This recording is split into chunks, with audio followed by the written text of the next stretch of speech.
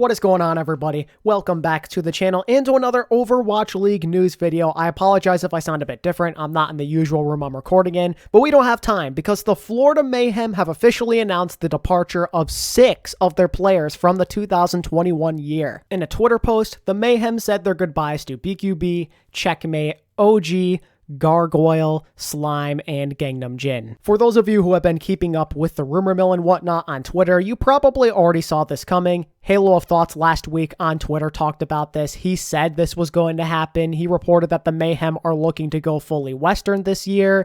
So yeah, this kind of makes sense, and it was kind of anticipated for a lot of us, I would say. If you didn't know that, well, now you do. This is something the Mayhem have supposedly had planned for a while. They really thought about their options, but decided that they really wanted to give a Western team another shot after going with this fully Korean system for a couple of years. Now, of course, they haven't signed any Western players yet, so nothing is confirmed. I guess you can take it with a grain of salt, but I would say it's all but guaranteed at this point. This is just a big indicator if they really are getting rid of their team like this. I would say it's all but done. The rumor is they're looking to pick up the former core of that dominant North American contenders team, American Tornado. I have no idea if that's actually going to happen, but if it is, that'd be pretty sick. I'm excited to see what they can do. But for now, all we can really do is wait and see because free agency might take a while this year. I'm sure a lot of teams might really mull over their options and wait until they can kind of maybe get their hands on Overwatch 2 before making decisions. So keep a big eye on the Mayhem, but stay patient because it may take a while. But some of you may be thinking, what's the deal? Why did the Mayhem decide to go with this route? Because they do have a pretty sick core. And honestly, I'm not too sure myself. Maybe they just wanted a fresh start for Overwatch 2. I think there's a lot of teams that might go down that road. We already saw the Defiant do that, and the Mayhem just seemed like another team to add onto the list potentially. Another thing to think about is that they're probably just not satisfied with the results potentially. Last year, I think we can all safely say it was a disappointment. A lot of us foresaw the Mayhem at least being a decent team, maybe making the playoffs, or at the very least the play-ins, but they won 5 games. Let's not sugarcoat it. They went 5-11 on the year. For a team that was expected to at least be like 8-8 at worst, I would say, that's kind of disappointing to put it nicely. And I mean, it really sucks too how things transpired because their year started off really solid. I mean, 3-1 in the May Lake qualifiers, going to Hawaii, and getting 3rd place in the tournament on top of that. That's pretty impressive. Sadly, they never were able to really replicate that success ever again, though. I mean, they never won more than 1 game in a qualifier the rest of the way through, and it's for a multitude of different reasons, of course. One is most definitely, and I always emphasize this here on the channel, main tank. That was a big time problem with OG needing to take a break and Checkmate having to go on main tank instead of potentially getting an actual main tank player on ping or whatever it may be. They decided to take that risk and it really did not pay off. Then by the time OG was ready to return, their schedule was just brutally hard and it was honestly too late to make a real comeback. While that was the big thing, it wasn't the only issue, of course. I think that some meta issues presented themselves at times, and honestly,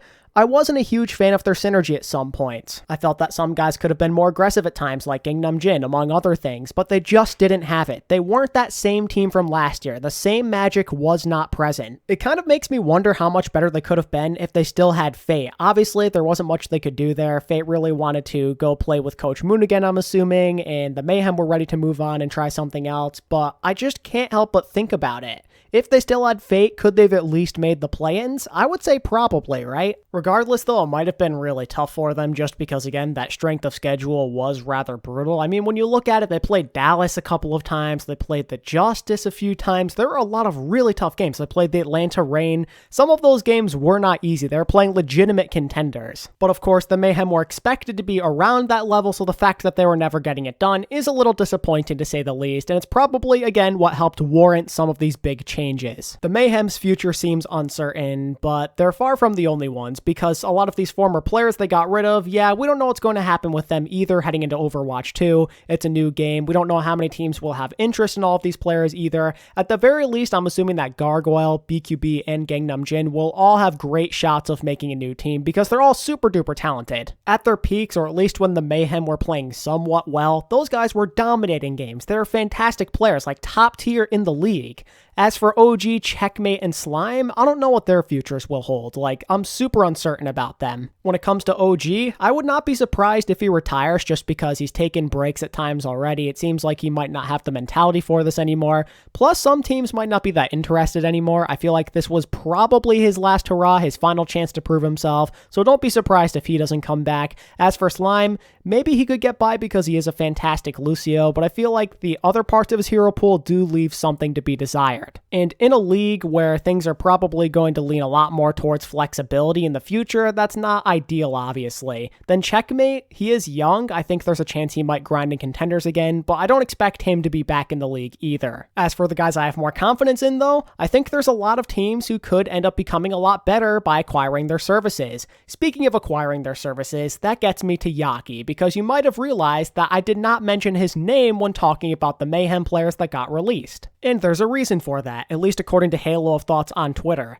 From the leaks and rumors, apparently Yaki is going to get traded somewhere, and obviously that makes a lot of sense considering that Yaki is ridiculously talented. I mean, he's a superstar level DPS who was carrying the Mayhem even at their lowest of lows this year. We're talking a god tier flex DPS and tracer extraordinaire. A ton of teams are definitely going to have interest in acquiring his services. That's a given. So all the Mayhem have to do is sit back and look for the highest bidder available. I think a big time trade destination for me would be the Boston Uprising. Usually they're a team who doesn't like to go all out during the offseason and they don't make a ton of huge trades or acquisitions or anything like that, but I think Yaki would be perfect for them. He fits the bill of being that tracer player they have lacked. Another potential destination is maybe the alexyOWL. Yes, Flora is already a great tracer as it is, but Yaki's just a really solid flex DPS that would be an instant upgrade over Feather. I think that him and Flora definitely could do a lot of damage together. Then as a final wild card, maybe, just maybe, the Soul Dynasty if they go through with this aggressive rebuild that I've been seeing on Twitter, if they maybe get rid of Prophet or he decides to leave the team, whatever it may be. Let me know what other teams you think that Yaki might end up getting traded to down in the comment section, and which ones make the most sense to you. Anyway, I think I basically touched on everything I wanted to in this quick news video.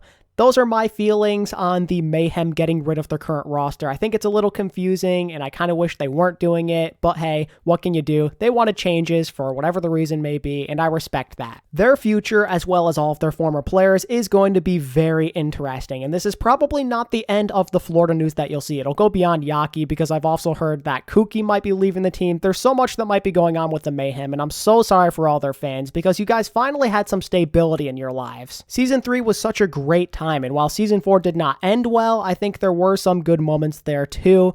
And I think it's just really tough to say goodbye to a roster that actually gave you a special season for once, one that was successful. Or I guess I should say core, because not everybody on the roster from this year is part of that Season 3 team, but you get the idea. As a result, I'm sure a lot of Mayhem fans are not going to be happy, and now they're really going to be looking at the faces of the Florida franchise saying, you better not mess this up. There's a lot of pressure on that org to come through for the fans and do something that isn't disappointing, because what they're doing right now is risky, getting rid of this core. All I can really say to the Mayhem org at this point is good luck, because you are going to need it. Those fans are going to light you up if you end up how you used to be back in the day, just always failing and being a big meme. And with that said, that concludes the video, guys. I hope you enjoyed it. Make sure to give this video a like and subscribe if you want to keep up with all things Overwatch League news related during this offseason. And thank you all so much for watching as usual. Let me know what you think of all this in the comments below, and until next time, this is ATP signing out. Peace.